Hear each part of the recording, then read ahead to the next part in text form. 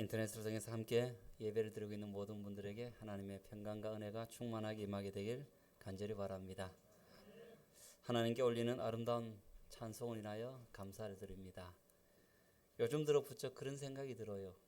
이런 말씀 너무 일찍 들어서 죄송하지만 그냥 찬양하다가 사랑하다가 죽었으면 좋겠다라는 그 생각이 자꾸 들어요. 예수님께서 재림하시는 시간이 늦어지면은 찬양하다가 사랑하다가 죽는 것이 얼마나 행복한 것인가.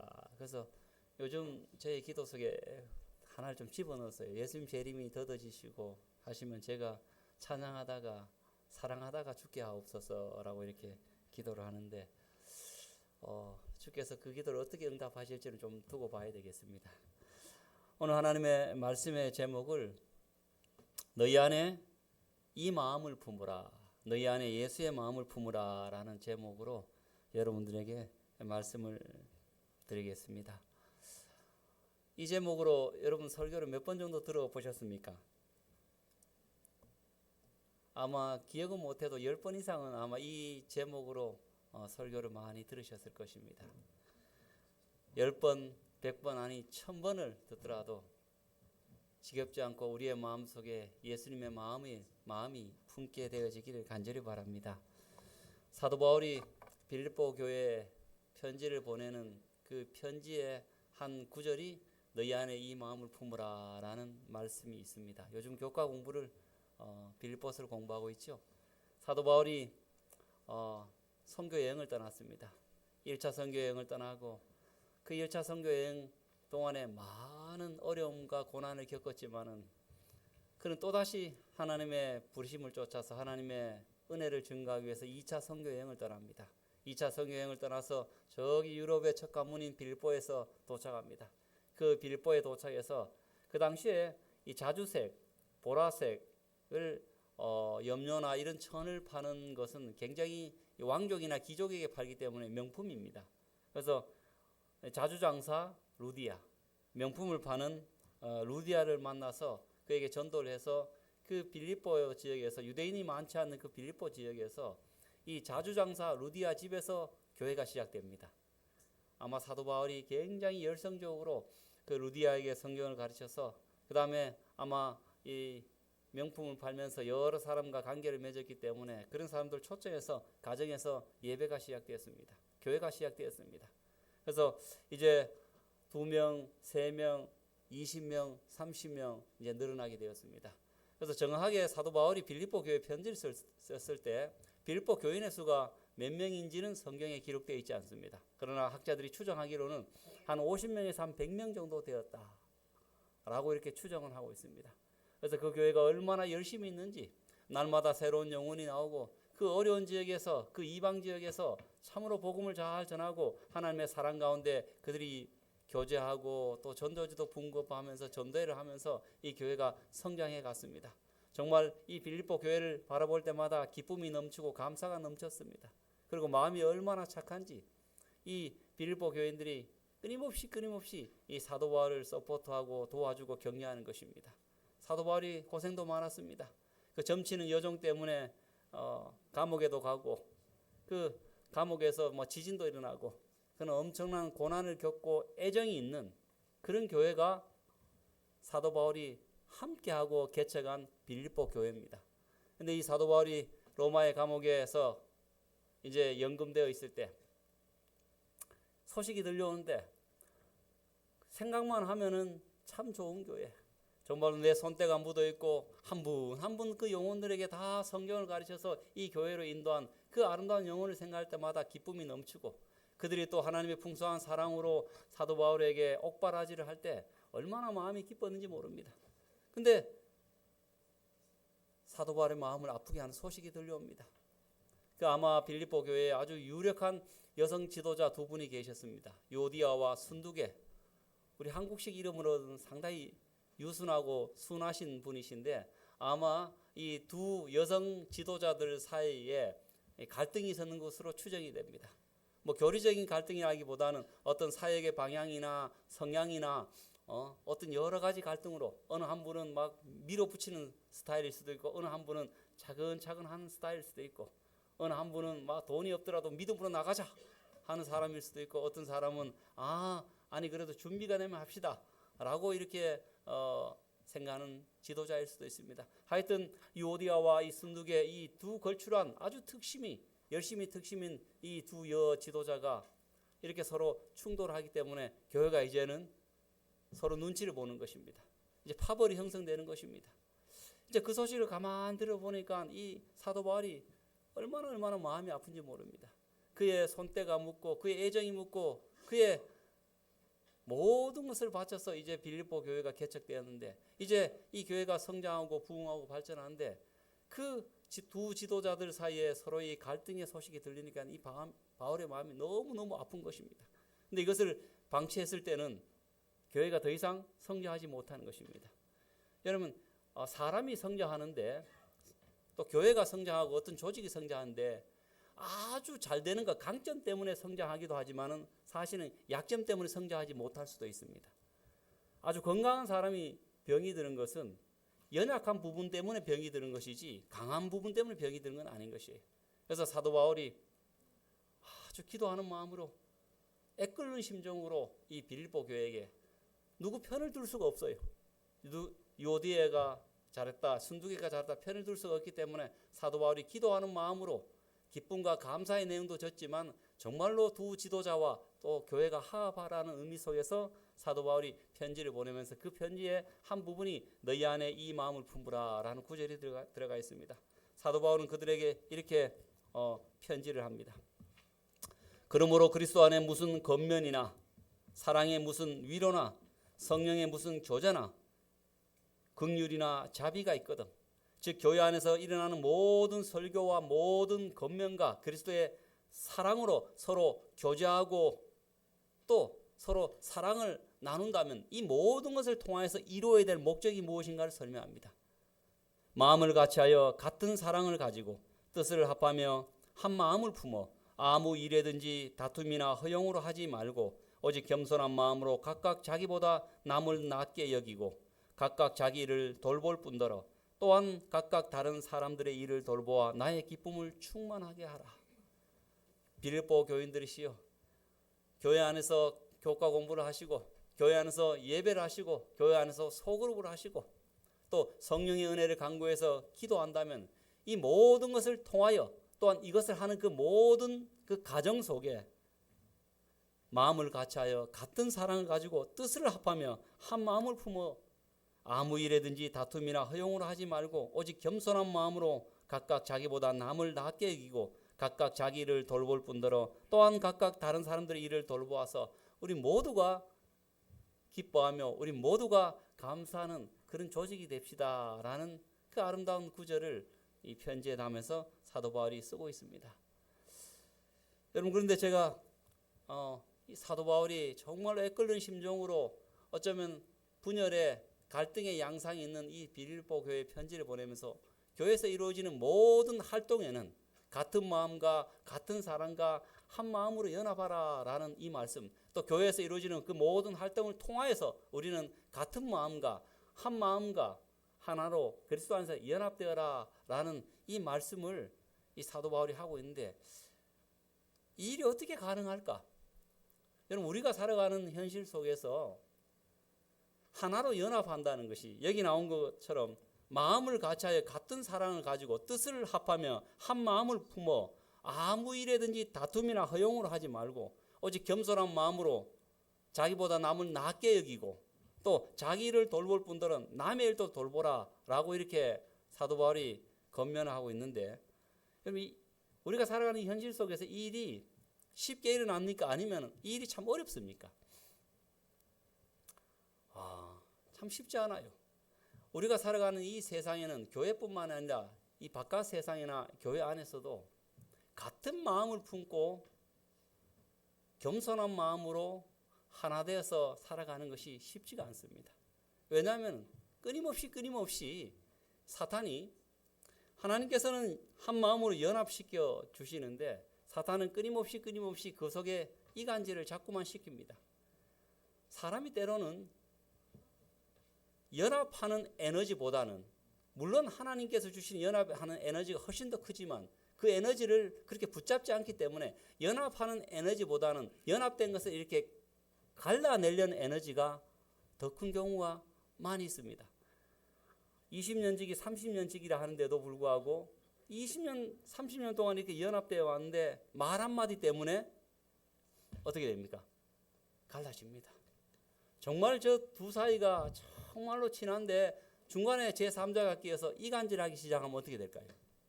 갈라집니다. 내가 저 사람 참 좋게 봤는데 어떤 그 행동 하나 때문에 지금까지 좋게 봤던 것이 싹 사라져요. 그래서 그런 것을 가만히 보면서 야, 사도 바울이 참 대단한 기도하면서 대단한 권면을 하고 있구나. 서로 각자의 성향과 배경과 또 성격이 다른 이 사람들에게 그리스도 안에서 한 마음을 품고 같은 마음으로 뜻을 합하며 그렇게 서로 연합하라. 참 대단한 권면을 하고 있구나. 이걸 어떻게 이루어낼까? 참 좋은 말씀인데 이게 어떻게 가능할까? 우리가 살아보니까 마음이 이렇게 연합되기보다는 잘 갈라져요. 어떤 행동 때문에 어떤 말 때문에 자꾸 갈라지는데 사도 바울은 아주 다양한 사람이 모인 이 사람들에게 이런 권면하면서 어떻게 일이 가능하도록 만들까? 그럼 이 일이 어떻게 가능할까요? 세상에서는 겉으로 보기에는 가능하게 하는 방법이 있습니다. 돈입니다. 그죠? 뭐 직장 생활에 하나처럼 보이는 것은 어떻습니까? 돈을 주기 때문에, 월급을 주기 때문에 그런 것입니다. 마음은 어떻게 연합되는지 모르지만 겉으로는 연합됩니다. 군대 겉으로는 연합됩니다. 법적인 명령체가 있기 때문에 그렇습니다. 그런데 이 교회는 돈으로 어떻게 할 수 없습니다. 또 교회는 법으로 할 수 없습니다. 그죠? 제가 뭐 법적으로 연합하지 않으면은 우리 교회에서 어떻게 합니다. 이렇게 말할 수 없습니다. 그것 가지고 이렇게 못 견뎌가지 않습니다. 그런데 어떻게 사도 바울이 이 권면하면서 이것을 어떻게 이룰 것인가? 세상적인 수법으로, 세상적인 방법으로 돈으로 할 수도 없고, 돈을 줘서 어떻게 할 수 없고, 세상적인 방법으로 세상의 어떤 강한 법 가지고도 할 수 없는데 어떻게 이 어려운 일들을 이룰 수 있을까? 사도 바울은 이것을 이루기 위한, 가능케 하기 위한 가장 확실한 해결책을 제시합니다. 여러분 빌립보서 2장 1절에서 4절까지 이 어려운 일들을 교인들에게 설명하면서 이 일이 어떻게 가능할 것인가? 지금으로 봐서는 성향상으로 성격적으로는 물과 기름처럼 되어 있는 이 두 지도자와 그들에게 서 있는 그들 양 진영에 서 있는 사람들 어떻게 이렇게 한 마음을 연합시킬까? 2장 1절에서 4절에서 설명하고 난 뒤에 2장 5절에 이 일이 가능한 유일한 방법을 사도 바울이 제시합니다. 그것이 무엇입니까? 여러분 2장 5절에 바로 나옵니다. 너희 안에 이 마음을 품으라. 너희 안에 이 마음을 품으라. 곧 그리스도 예수의 마음이니 그는 근본 하나님의 본체시나 하나님과 동등됨을 취할 것으로 여기지 아니하시고 오히려 자기를 비워 종의 형체를 가지사 사람들과 같이 되셨고 사람의 모양으로 나타나사 자기를 낮추시고 죽기까지 복종하셨으니 곧 십자가에 죽으심이라. 사도 바울은 정말로 성장하는 교회였지만 그 성장하는 교회에 두 지도자들의 그 어떤 성향과 성격과 어떤 리더십의 그 방향 때문에 교회가 갈등을 일으킬 때 어느 한 편을 드는 것이 아니라 정말로 어려운 연합하라라는 그 권면을 하면서 그 어려운 일들을 해낼 수 있는 유일한 방법을 그들에게 제시하는데 그것이 무엇이냐면은 하늘과 땅, 이 엄청난 차이 아닙니까, 여러분? 세상에서 가장 큰 차이가 천지 차이, 하늘과 땅 차이입니다. 그런데 사람의 성향과 사람의 배경과 사람의 어떤 생각 차이가 아무리 크다 할지라도 하늘과 땅만큼 크지 않습니다. 그러나 하늘과 땅만큼 가장 큰 차이를 조화롭게 만드신 겸손하심으로 말미암아 희생함으로 말미암아 이 땅에 내려오셔서 하늘과 땅 차이를 하나로 연합시키신 그 예수님의 마음을 품으라라고 그 빌립보 교인들에게 편지를 보내고 있는 것입니다. 여러분 우리가 이 사도 바울을 통해서 던지는 이 연합의 정신, 하나됨의 정신, 같은 마음과 같은 뜻을 품는 마음은 이 땅에서 방법은 하나밖에 없습니다. 누구의 마음을 품는 것입니까?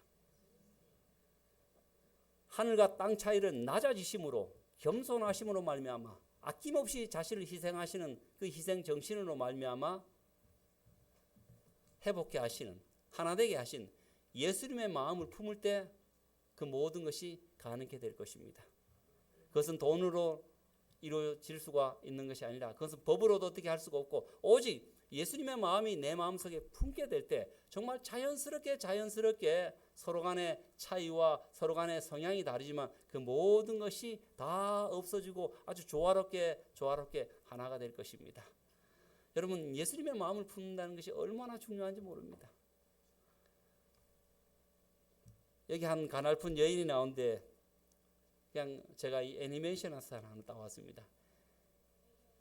이 여인이 시집가기 전에는 벌레를 무서워했어요. 벌레가 어머머머 하면서 도망갔어요. 그리고 벌레가 드나드는 데는 어디 호텔에 가도 잠도 안 잤어요. 그런데 결혼하고 나더니만 사람이 바뀌었어요. 예?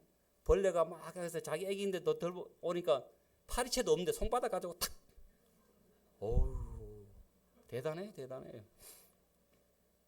옛날에는 막 냄새가 나면 냄새가 나. 아빠 좀 씻어요 하고, 아빠 저 더러운 냄새 나니까 아빠 예를 들어서 미안합니다. 하여튼 방에 들어오지 말았고, 아이고 남자 냄새 난다고 들어오지 말아 했는데 이 사람이 엄마가 되더니만 똥기저귀를 갈아요. 그리고 더 희한한 것은 그 냄새가 향기롭대요. 와, 이건 놀랄 줄 아닙니까? 정말로 두려움이 많고 손가락 깜딱 안 하고 더러운 것은 싫어했던 그 여자가 어떻게 이렇게 손바닥으로 그걸 잡고, 벌레를 잡고 그 더러운 냄새를 맡으면서도 향기롭다고 아무렇지도 않게 어떻습니까? 하루에도 열 몇 번을 그래 똥기저귀를 가를 수 있는 그 마음이 되었을까요, 여러분? 이 연약한 여자가 어떻게 이렇게 강한 사람이 되었을까요? 여러분, 이 변신의 비결은 이겁니다. 연약한 여자에서 강한 엄마로 변신하는 비결은 무슨 마음을 품었기 때문에 그런 것입니까? 엄마의 마음을 품었기 때문에 가능한 것입니다. 어쩌면 엄마의 마음을 품기 전에는, 부모의 마음을 품기 전에는 불가능한 일이었습니다. 근데 불가능한 일이었는데 엄마가 되고 아빠가 되다 보니까 옛날에는 조금만 성질 나면은 그만뒀어요. 근데 직장에서 아무리 뭐라 하더라도 부모의 마음은 어떻습니까? 그걸 이겨냅니다. 무슨 마음 때문에 그렇습니까? 그 마음 속에 엄마의 마음과 아버지의 마음이 있기 때문에 그런 것입니다. 그 마음 속에 그 마음이 들어갔기 때문에 그 일이 가능하게 된 것입니다. 여러분, 그리스도인이 품어야 될 유일한 한 마음이 있다면 그리스도의 마음은 그리스도인의 품어야 할 유일한 마음입니다. 하늘을 내려놓으시고 이 땅에서 낮은 길을 묵묵히 걸어가신 그 사랑과 그 희생과 그 겸손의 예수님의 마음을 우리가 품는 것입니다. 인간의 마음의 중심에 그리스도가 거하실 때 서로를 존중하고 배려하며 마음을 같이하여 하나로 연합할 수가 있는 것입니다.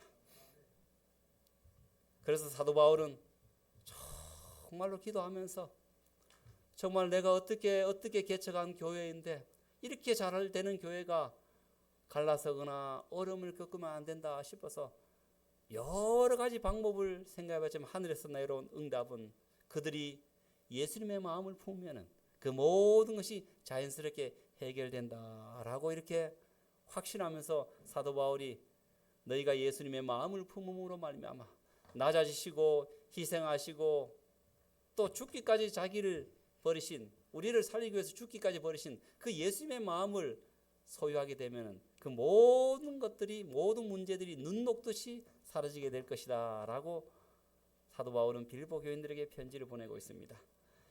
우리가 품성에 있어서 우리 구주를 더욱 밀접하게 닮으면 닮을수록 그분께서 위하여 돌아가신 자들에 대한 우리의 사랑은 더욱 커질 것이다. 우리의 마음속에 혹 우리 교회가 문제가 있다면, 혹 우리 가정에 문제가 있다면, 혹 우리의 인간관계 속에서, 우리의 단체 속에서 문제가 있다면 여러 가지 해결 방법이 있을 것입니다. 그러나 궁극적인 해결 방법의 첫 출발은 예수의 마음을 품는 것입니다. 예수의 마음을 품는 것입니다. 혹 부모와 자녀들 간에 갈등 관계가 조성된다면, 세대 차이가 많이 나서 도무지 이해하지 못해서 나 때는 상상도 못할 일들을 우리 아이들이 한다면, 가장 먼저 먹어야 될 마음은 예수의 마음입니다. 오늘 우리 교회에서 혹 내가 저 사람하고 생각하면 참 마음이 불편하다, 저분하고 함께 있는 게 참 어렵다라는 그런 그분이 혹 계시다면 그 해결은 어디서부터 출발해야 될까요? 예수의 마음을 품는 데서 출발해야 됩니다. 오늘 우리의 마음 속에 예수님의 마음이 각인되어지고 자꾸만 들어올 때 그 예수님의 마음은 하여와 같습니다. 엄청난 바다와 같은 마음이기 때문에 그것을 포용하고 이해하고 격려하며, 낮은 자라 할지라도, 세상적인 평가로는 낮은 자라 할지라도 나보다 못한 자라고 세상적으로 평가가 있지만은, 그러나 못한 자라고 생각하지 않고 품고 사랑하고 존중하며 격려하며 배려하면서 그렇게 지낼 수가 있는 것입니다. 그 마음은 오직 예수의 마음을 우리가 품을 때 그 일이 가능한 것입니다. 이런 가정을 통해서 성화의 가정, 우리가 예수님을 닮아갑니다. 끊임없이 예수님의 마음, 내 속에서 자꾸만 받아들이고 예수님의 마음을 품을 때 그것이 사실은 성화의 가정, 예수님을 닮아가는 가정입니다. 그래서 이 성화의 가정이란 무엇인가? 정의를 이렇게 내릴 수가 있습니다. 내 마음에서 그리스도의 마음으로 변화하는 것이다. 내 마음에서 그리스도의 마음으로 변화하는 것이다. 제가 예수님 믿기 전에 제 마음이 있습니다. 저런 사람을 바라보는 눈이 있었습니다. 이런 사람을 바라보는 눈이 있었습니다. 이런 짓을 하는 사람 눈이 있었습니다. 그러므로 아마 저는 예수님을 믿지 않았으면 상당히 이 프롤레타리아와 이 부르주아의 사상, 그 때문에, 이 계급주의 사상 때문에 굉장히 세상을 부정적으로 봤을 것입니다. 그래서 어쩌면은 이 세상을 부정적으로 바라보면서 끊임없이 제 반대편에 있는 사람들을 향해서 적대시하고 언젠가는 해를 끼치고 어떻게 해서든지 그렇게 평가를 시기로 제가 흘러갔을 것입니다. 근데 예수님을 믿고 난 뒤에 그 마음이 조금씩 사라졌어요. 그리고 이젠 그런 사람, 과거에는 그런 짓 한 사람, 과거에는 이런 사람, 과거에는 저런 사람을 보면은 상종을 안 했어요. 그리고 어떻게 해서든지 제 머리를 다써가지고 그 사람에게 페널티를 주려고 노력했어요. 그런데 그 마음이 많이 누그러졌습니다. 제 어딘가에 꿈틀거리고 튀어오려고 하면 이렇게 성령께서 가만히 있어! 어디? 이렇게 하면서 이렇게 내리 누르십니다. 그래서 우리가 예수님을 마음에 받아들이고 닮아가는 과정이라는 것은 내 마음에서 그리스도의 마음으로 변하는 것입니다. 여러분의 선입관이 있을 것입니다. 여러분의 마음이 있을 것입니다. 그런데 끊임없이 예수님의 마음을 받아들이면 내 마음에서 그리스도의 마음으로 자꾸만 변화되는 것입니다. 그리고 내 마음의 중심에서 그리스도의 마음의 중심으로 바뀌는 것입니다. 그럼 이것이 얼마나 행복한 경험인지 모릅니다. 내 성향, 내 어떤 본성, 내 배경 어떻게 할 수가 없습니다. 자라서 어릴 때부터 태어나서 바라보고 그런 환경 속에서 자랐기 때문에 내 마음을 바꾼다는 것은 불가능한 일입니다. 그러나 우리가 끊임없이 예수님을 생각하면서 예수님께서 하늘에서 이 땅까지 내려오시고 하늘에서 이 땅까지 그 추접고 지저분하고 그 음흉한 마음을 가진 그 사람들과 섞여 사셨는데, 또 그들을 위해서 죽기까지 하셨는데, 내가 그 예수님을 닮아간다면, 내가 그 예수님의 마음을 소유한다면, 10,000,000분의 1이라도 그분의 마음을 내가 소유한다면, 내가 저 사람과, 내가 이 사람과, 내가 이런 상황에서 그들을 품을 수 있는 마음이 생겨나는 것입니다. 오늘 저와 여러분의 마음에서 여전히 저런 사람, 이런 사람, 바라보면서 내 마음으로 잣대를 대서 평가하는, 내 마음에 잣대를 대서 그렇게 행동하는, 말하는 그런 대상이 있다면 그 대상을 생각하지 마시고 예수님을 생각하시고 예수님의 마음을 내게 달라라고 그렇게 기도하셔서 여러분의 마음이, 저의 마음이 그리스도의 마음으로 변화하는 성화의 경험을 하게 되기를 간절히 바랍니다. 내 마음에서 그리스도의 마음으로 중심이 바뀔 때 연약한 인간은 흔들리지 않은 난공불락의 요새가 되는 것입니다. 이 세상이 얼마나 많이 이렇게 사탄이 흔들어댑니까? 우리의 마음을 장악하기 위해서, 특별히 예수님을 믿는 그리스도의 마음을 장악하기 위해서 얼마나 많이 흔들어대는지 모릅니다. 그때 오늘 우리의 마음이 예수님의 마음으로 중심을 잘 잡을 때 우리는 외부의 환경이 날 아무리 흔들어댄다 할지라도, 또 외부의 환경에 내가 조금은 요동한다 할지라도 이내 금방 우리는 중심을 잡고 승리하는 삶을 살게 될 것입니다. 세상의 강풍에 맞서는 그리스도의 마음. 제가 어릴 때 참 신기하게 봤던 장난감이 하나 있습니다. 제가 한 번도 이것을 선물로 받지 못해서 제가 돈 벌고는 이것을 몇 개를 샀어요. 뭔지 아십니까? 아주 신기한데 어느 날 학교 갔다 오는데 제가 자주 이야기하는 약국집 아들 집에 가니까 이게 있더라고요. 저 부자만 갖는 거구나. 근데 아무도 저에게 이것을 선물로 사주지 않았어요. 제가 직접 몇 개를 샀는데 이겁니다. 이야, 이거 얼마나 신기한지 있잖아요. 어릴 때 좀 머리가 나빴는지 이해가 안 가는 거예요. 그 집에 갔는데 친구가 이렇게 넘어뜨려요. 그러면 넘어진 대로 있어야 되는데 바로 일어나요, 이렇게. 근데 더 신기한 것은 왼쪽으로 넘어져도 똑바로 쓰고 오른쪽으로 넘어져도 똑바로 쓰고, 이름이 뭐냐 하니까 오뚜기라고 하더라고요. 오뚜기. 그래서 제가 은근히 친구 보고 오뚜기가 2마리 있는데 2개 있는데 하나는 내줬으면 좋겠다라는 생각이 드는데, 그 친구가 아마 하나님 믿었으면은 한금률의 법칙에서 저 친구 입장이면 이것을 가지고 싶었을 텐데 내가 줘야 되겠다 이 마음이 들 텐데, 교회를 안 다녀가지고 그 마음이 안 들지 자꾸 자랑만 하더라고요. 몇 번 넘어뜨렸다 쓰고 이 오뚜기. 그래서 제가 이 오뚜기를 돈이 있어서 몇 마리 사고 났는데 가장 먼저 했던 일이 무엇일까요? 죄송합니다. 오뚜기를 해체했어요. 궁금해가지고 도대체 오뚜기 어떻게 저렇게 넘어졌는데 오뚝오뚝하고 설까? 그래서 오뚜기를 몇 마리 사고 난 뒤에 오뚜기를 해체했어요. 해체를 해보니까 오뚜기 속에 뭐가 있어요? 예? 예, 잘 모르는 분들 하나 선물로 드릴까요? 오뚜기를 해체해보면요, 오뚜기 안에 쇳덩어리가 들어가 있습니다. 쇳덩어리가 있어요. 무게중심을 딱 잡아주는 쇳덩어리가 있어요. 그래서 오뚜기는 아무리 외부적인 충격을 줘서 넘어뜨리고 하도 무게중심이 약기 때문에 딱 서게 되어 있는 것입니다. 여러분, 우리의 마음의 중심에 내 마음이 있으면은 수시로 흔들립니다. 인간의 마음이라는 것이 얼마나 여러분 간사합니까? 여러분 10번 잘해주고 11번째 잘해주면 그 사람 마음이 여전히 갑니까? 안 간? 저 사람이 이제는 변했네 이렇게 바뀝니까? 사람의 마음이 그렇습니다. 아무리 저 반대편에 있더라도 내인데 잘해주면 그 사람은 좋은 사람 됩니다. 아무리 좋은 사람이라고 평가받더라도 나한테 못해주면 그 사람 누가 됩니까? 나쁜 사람. 그 사람 이래 됩니다.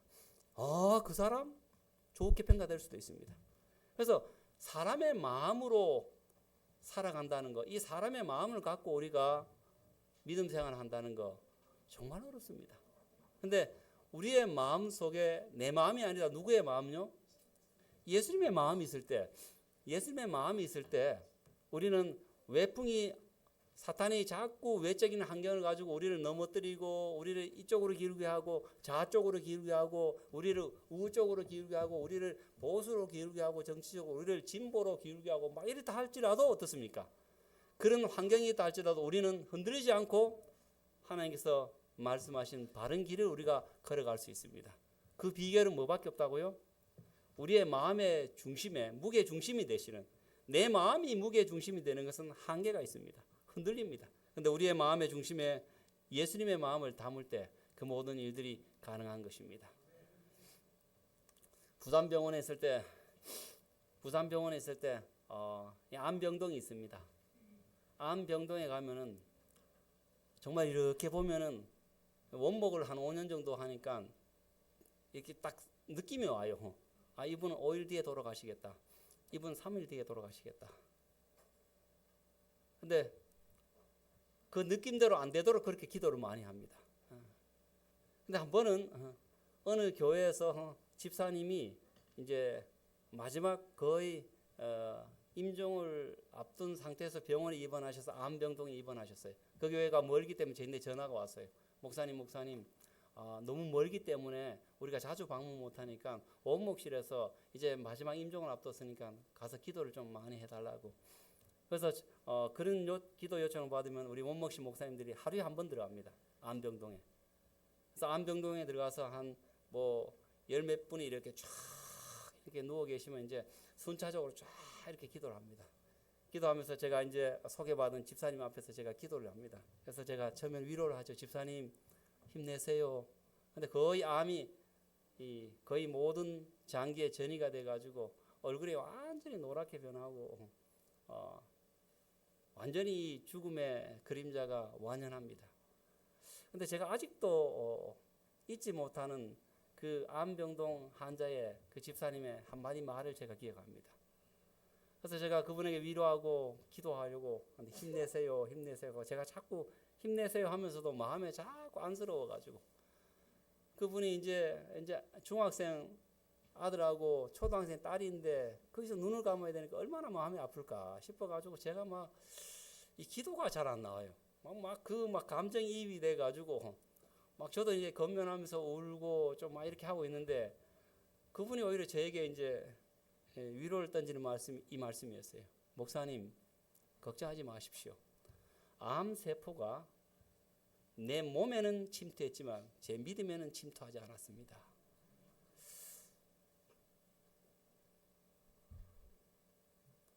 제가 그 말을 듣는데 얼마나 참 그렇구나. 암 세포가 장기 구석을 침범해서 항암도 하고 뭐 여러 가지를 했는데 이분이 아무리 암 세포가 외부에서 나를 공격한다 할지라도 내 세포는 공격할 수 있어도 내 믿음까지는 침투하지 못했다. 그 말씀 들을 때 참 용기가 나고 얼마나 하나님께 감사했는지 모릅니다. 여러분, 인간의 마음 속에는 끊임없이 암적인 사탄의 생각이 들어갑니다. 인간의 마음 속에는 끊임없이 사탄의 어떤 성향이 들어갑니다. 선입관이 들어갑니다. 그렇기 때문에 인간의 마음에는 언제나 그 침투의 영향을 받습니다. 때로는 그것이 생각이 전이가 돼가지고 어떻습니까? 행동으로 나갑니다. 그런데 오늘 우리의 마음 속에 그리스도의 마음을 품게 될 때, 점점 그리스도의 마음을 품게 될 때 그 마음에는 사탄의 암적인 생각이 침투하지 못합니다. 그 마음에는, 그 그리스도의 마음에는 사탄의 암적인 외부 환경이 침투하지 못합니다. 오늘 우리가 그리스도의 마음의 중심에 모시고 살아갈 때 우리는 분명히 외부의 환경에 노출되는 삶을 살지만 그러나 무너지지 않는 그런 삶을 살게 될 것입니다. 그리스도는 당신의 삶을 우리 모본으로 주셨다. 당하는 멸시로 마음이 들끓고 모든 실제 혹은 가상의 손해에 대해 분개한다면 그분의 명예를 실추시키는 것이다. 자아를 변호하고 자신의 위엄을 세우려는 일은 고상한 마음의 증거가 아니다. 우리는 보복의 정신이나 화를 쏟아 내 영혼을 상처 입히기보다는 수백 번 잘못된 대우를 당하는 편이 더 낫다. 혹시 외부의 환경 때문에 내 마음에 공격이 들어와서 내가 보복하고 싶고 그를 어찌하고 싶은 마음이 든다면 그것은 바로 예수님의 명예를 실추시키는 것이다 라고 설명하고 있습니다. 그래서 여기에 어쩌면 극단적인 표현처럼 말씀하지만 우리는 보복의 정신이나 화를 쏟아 내 영혼에 상처 입히기보다는 사탄의 그 이간질과 사탄의 그 공격이 지금 내 마음을 침투시키기보다는 수백 번 잘못된 대우를 당하더라도 그리스도의 마음 속에서 그리스도의 마음으로 그것을 대응하라라고 우리에게 말씀하고 있는 것입니다. 우리 사랑하는 세월상교회 모든 성도들이 사탄이 외부의 여러 가지 환경과 내 생각 속에 내 마음 속에 어떤 생각을 집어넣어서 나를 자꾸 무너뜨리려고 아무리 시도한다 할지라도 그리스도의 마음으로 든든하게 중심을 잡으셔서 하나님의 명예를 실추시키는 것이 아니라 하나님의 명예에 영광을 돌리는 그런 삶을 살게 되기를 간절히 바랍니다. 사탄은 끊임없이 그리스도인의 중심을 무너뜨리려고 시도합니다. 씨름 선수들을 보면은 씨름 선수의 첫 번째 원리는 중심을 무너뜨리라라는 것입니다. 상대편의 약점을 바라보면서 어떻게 해서든지 하체가 약하면 허리가 약하면 그 약한 것을 공격해서 중심을 무너뜨려서 승리하는 것이 씨름입니다. 사탄도 마찬가지로 점점 차츰 방식으로 대번 한꺼번에 보이게 공격을 하면은 사람들이 알아차리고 알람을 켜서 방어를 할 것 같으니까 사탄은 차츰 점점 방식으로 우리의 중심을 우리의 마음을 공격하고 빼앗습니다. 내 마음의 중심에서 그리스도의 마음을 빼내고 빼앗아 그리스도로부터 멀어지게 해서 결국 패배한 인성으로 우리를 이끄는 것입니다. 방법은 점점 차츰 방식으로 그렇게 이끌어 나간다라는 사실입니다. 혹 여러분 그 점점 차츰 방식에 우리 성도 여러분들의 공격받고 있다면 오늘 하나님의 거룩한 영께서 저와 여러분들에게 알람을 켜게 해주셔서 그 사탄의 공격을 막아낼 수 있도록 우리의 심령 속에 예수의 마음을 품게 되기를 간절히 바랍니다.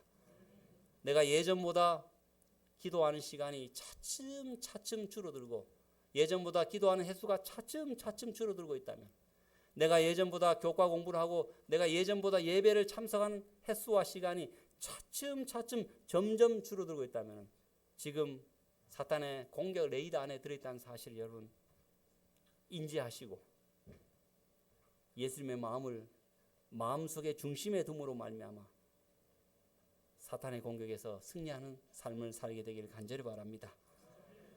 여러분 우리가 인간관계 속에서 멀어지고 관계가 소원해지는 자연스러운 과정이 있습니다. 옛말에 뭐가 있습니까? 안 보면 멀어집니다. 안 보면 멀어집니다. 사람 사이에도 안 보면 자꾸 멀어집니다. 마음이 멀어지면 관계도 소원해집니다. 예수님과 우리 관계도 마찬가지입니다. 안 보면 어떻게 될까요? 멀어집니다. 오늘 예수님의 말씀을 연구하는 교과를 자꾸 안 보면 또한 이 예배 시간을 통해서 하나님의 음성을 들려주시는 그 예수님을 안 보면 우리는 차츰 점점 멀어지게 되고 관계가 자꾸 소원해질 것입니다. 오늘 저와 여러분의 마음이 그리스도의 마음에서 떠나지 말게 되기를 간절히 바랍니다. 안 보면 멀어지기 때문에 그럼 가까워지려면 어떻게 될까요? 예, 맞습니다. 봐야죠. 그죠? 봐야죠. 그리스도의 마음이 있는 곳에 여러분 그리스도의 마음이 어디에 있을까요? 성경에 있습니다. 그리스도의 마음이 어디에 있을까요? 예배 드리는 곳에 있습니다. 그리스도의 마음이 어디에 있을까요? 기도하는 곳에 있습니다. 그리스도의 마음이 어디에 있을까요? 그리스도의 마음을 연구하는 성경 연구에 있습니다. 그리스도의 마음이 어디에 있을까요? 하나님의 백성이 모여서 서로 봉사하는 곳에 그리스도의 마음이 있습니다. 우리 안식일에 참 고맙게도 여러 우리 그룹들이 서로 모여서 그리스도의 마음을 이렇게 배우려고 노력하고 있습니다. 어떤 그룹은 성경을 연구하고 어떤 그룹은 예언의 신을 연구하고 어떤 그룹은 맨발 사역을 통해서 또 어떤 그룹은 음악을 통해서 그 모든 일들을 지금 이루고 하고 있습니다. 여러분 부디 안 보면 멀어지기 때문에 봐야 됩니다. 우리 이동걸 장로님은 아주 기가 막힌 말씀하셨네요. 봐야죠. 보게 되시기를 바랍니다.